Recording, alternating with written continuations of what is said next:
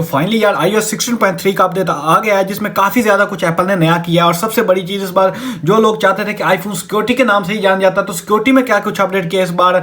इस अपडेट में एक इंपॉर्टेंट अपडेट था जिसमें सिक्योरिटी को लेकर भी काफी कुछ फिक्स किया गया है। तो सबसे पहले अगर आप मेरे फोन की बात करें तो मैंने iOS 16.3 के ऊपर अपडेट कर लिया है। पहले मेरा फोन iOS 16.2 के ऊपर चल रहा था। और अगर आप अपडेट साइज की बात करते हो, तकरीबन 500 MB से लेके आपको उसके दरमियान तकरीबन 8 से 900 MB तक कहीं भी देखने को मिल सकता है, अगर आप पहले iOS 16.2 के ऊपर रन कर रहे थे। अगर उससे पहले आप किसी पुराने वर्जन पे थे तो फिर आपका अपडेट 4 GB का भी हो सकता है और 5 GB का भी हो सकता है। सबसे पहले मैं आपको दिखा देता हूं कि अपडेट करने के बाद मेरे मोबाइल की परफॉर्मेंस किस तरह की है। अगर आप बात करते हैं पहले मेरे मोबाइल की परफॉर्मेंस की, तो वो आप देख सकते हैं कि बेंचमार्क पे 5,56,696 स्कोर किए थे इसने। और अगर आप अपडेट करने की बात करते हैं तो 5,52,137 स्कोर किए हैं। मतलब ये हुआ कि थोड़ी सी परफॉर्मेंस कम की है, लेकिन सिर्फ 2 से 3,000 स्कोर का फर्क आया, इतना ज्यादा फर्क नहीं आया। हो सकता है कि बैटरी को ऑप्टिमाइज करने के लिए किया गया हो। उसके बाद आ जाते हैं हम आईफोन की स्टोरेज के अंदर। इस टाइम आप देख सकते हैं कि मेरी यहाँ पे अवेलेबल स्पेस 122 GB है। तो अगर आप पहले अपडेट से पहले की बात करते हैं तो वहाँ पे मैं आपको दिखा देता हूँ कि मेरे मोबाइल की जो अवेलेबल स्पेस थी वो 112 GB थी। मतलब ये हुआ कि मेरे मोबाइल में तकरीबन 10 GB स्पेस फ्री हो गई है। वो चाहे मेरा कोई ऐप यूज़ कर रहा था या किसी भी चीज़ मुझे यूज़ कर रही थी, तो वो 10 GB मुझे एक नई स्पेस देखने को मिली अपडेट करने के बाद।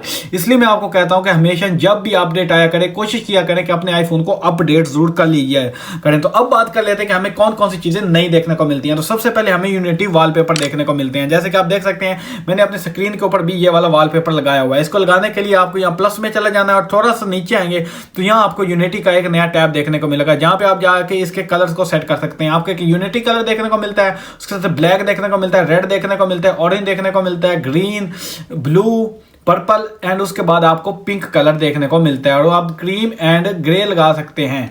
कोई भी कलर आपको जो पसंद है आप वो वाला कलर लगा सकते हैं। तो मैंने पहले यहाँ पे रेड वाला कलर ही लगाया हुआ है। तो ये हमें कुछ नया वॉलपेपर देखने को मिलते हैं। ये यूएस में कुछ डे होता है उनका, यूनिटी डे, उसको रिप्रेजेंट करने के लिए ये वाली चीजें दी गई हैं। उसके बाद जो मेन अपडेट आई है वो ये इसकी सिक्योरिटी के बारे में, जो मैं आपको जल्दी से दिखा देता हूँ।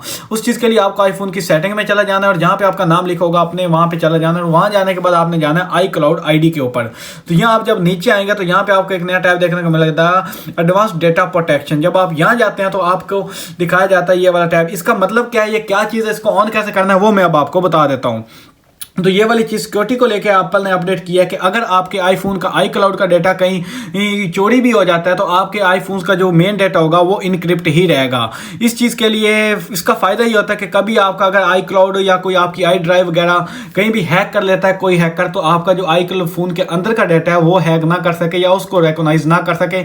इस चीज को ऑन करने के लिए आपने क्या करना है, सबसे पहले सिक्योरिटी एंड रिकवरी में चले जाना है। यहाँ पे एक रिकवरी की, मतलब कोई भी रिकवरी नंबर आप दे सकते हैं, क्योंकि इसको ऑन करने के बाद एप्पल के पास भी प्रोटेक्शन नहीं होगी कि वो आपके आईफोन का डाटा निकाल सके।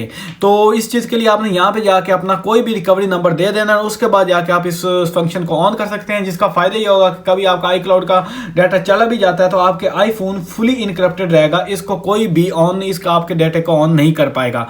तो ये था एक सिक्योरिटी पैच। उसके बाद जो दूसरी सिक्योरिटी में चीज़ दी है वो है यहाँ पे मेरे पास जैसे कि इस तरह की कुछ कीज आती हैं, जिनको आप अगर आप अपने आईफोन के साथ या किसी भी अकाउंट के साथ लिंक कर देंगे तो आप अपने आईफोन्स को फिजिकली तौर पे सिक्योर कर सकते हैं। जैसे कि हम जीमेल वगैरह के ऊपर लगाते हैं सिक्योरिटी कीज, जहां पे हम 2 स्टेप वेरिफिकेशन लगाते हैं। ये भी एक 2 स्टेप वेरिफिकेशन ही होती है, जिसका फायदा ये होता है कि इसको मुझे फिजिकली टच करना पड़ता है अपने आईफोन्स के साथ। अब इस की को एक्टिव कैसे करते हैं वो मैं आपको बता देता हूँ। उस चीज के लिए आपको अपने आईफोन के सेटिंग के ऊपर चल जाना है। आपको अपने नेम के ऊपर क्लिक करना ना, या नीचे आपको देखने को मिलेगा पासवर्ड एंड सिक्योरिटी। तो आपने पासवर्ड एंड सिक्योरिटी के ऊपर क्लिक कर लेना है।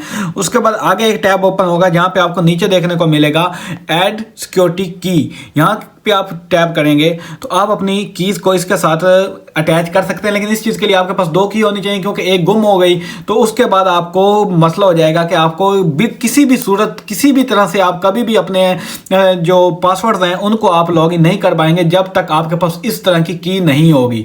तो इसको लॉगिन करने के बाद यहाँ पे आप ऐड की कर लेंगे और ऐड की करने के बाद जब भी आप जाएंगे, जैसे 2 स्टेप वेरिफिकेशन में जाके पासवर्ड देते हैं, आपने अपने यहाँ पे आईफोन को टैप करना है और आपका पासवर्ड ओपन हो जाएगा। तो ये था दो मेन चीज़ें जो इस बार एप्पल ने अपने अंदर सिक्योरिटी के लिए अपडेट किया और ये बहुत ज़्यादा अच्छी लगी हैं मुझे देखने में। तो उसके बाद अगर आप बात करते हैं वाईफाई या नेटवर्क की, तो वाईफाई और नेटवर्क तो आप देख सकते हैं कि मेरे यहाँ इनडोर के अंदर फुल वाईफाई आ रही है और तुम मुझे तकरीबन 3 बार नेटवर्क की भी देखने को मिल रही है।